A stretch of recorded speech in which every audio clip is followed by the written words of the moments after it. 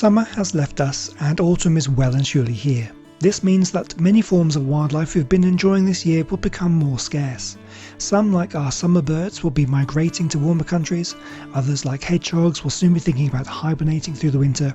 Most of our invertebrate species, like butterflies and bees, will either be dying out or hibernating. But autumn brings its own varieties of life, and in this video I want to show you some of the varied forms of mushroom and fungi that have begun to sprout up in our woodlands. Mushrooms grow throughout the year, but are most plentiful in autumn.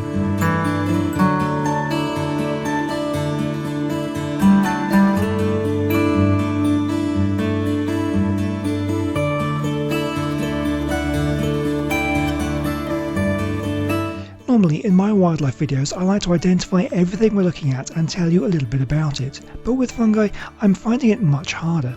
In the UK there are around 1,500 types of wild fungi. To truly identify a mushroom there are several methods that can be applied. The presence of juices upon breaking, bruising reactions, odours, tastes, shades of colour, habitat, habit and season are all considered by both amateur and professional mycologists. The spore print is also investigated. This is where the cap of the mushroom is removed and placed gill side down on a piece of paper overnight. The spores of the mushroom fall down onto the paper, which can then be examined, and the colour of the spores can help identify them. Of course, tasting and smelling mushrooms are rather hazardous due to some varieties of mushroom being highly toxic.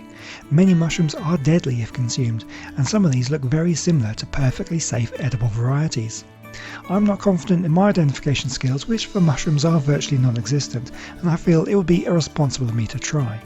So instead of providing you an ID, I'll give you some general fungi facts while showing you the varieties I spotted while out for a walk through the woods.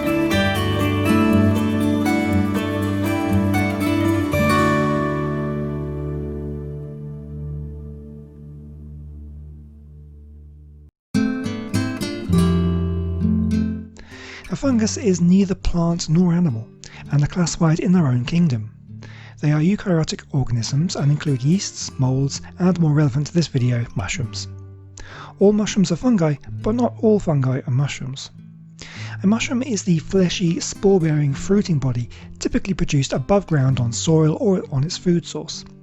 Many mushroom species are important decomposers, metabolizing non-living organic matter.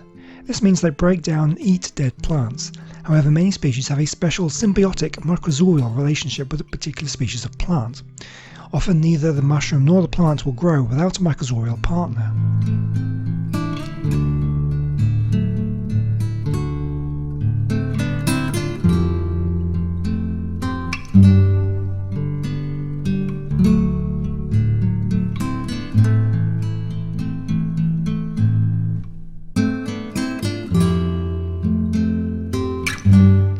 It's been stated that mushrooms are 50% inedible but harmless, 25% edible but not incredible, 20% will make you sick, and 4% will be tasty to excellent, and 1% will kill you.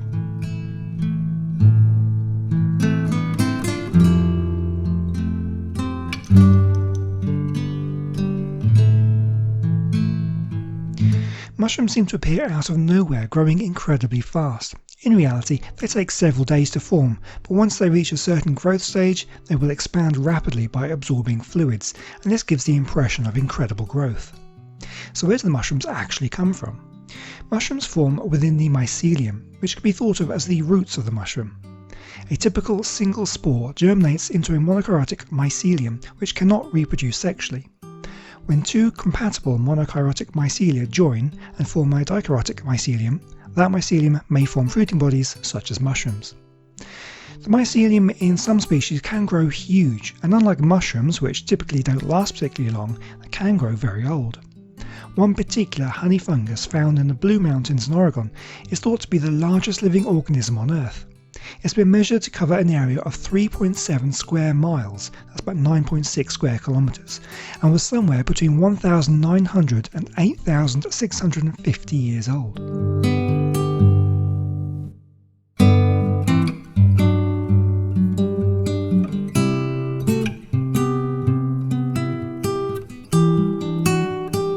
Although I didn't see one today, the fly arrowroot mushroom is possibly one of the most recognisable. This is the classic fairy tale toadstool. It's also the kind of mushroom that Mario eats to become large in the Super Mario games. This isn't advisable, however, as they are poisonous. Probably not enough to kill you, but the effects they have on Mario is actually real. Well, almost. If you were to eat one, they have a psychoactive chemical that can cause microspia or macrospia. You won't actually grow large, but these mushrooms cause the illusion that objects around you are larger or smaller than they actually are.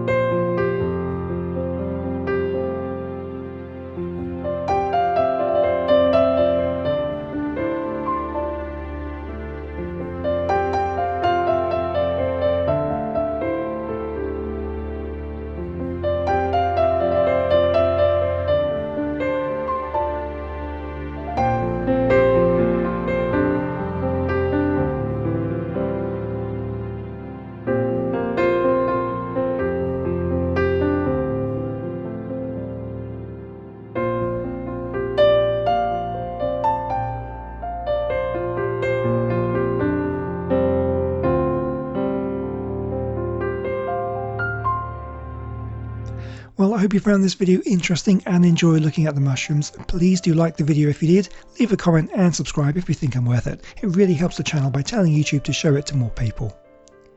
Do you like to eat mushrooms? Well, let me know down in the comment section, and I hope to see you in the next video.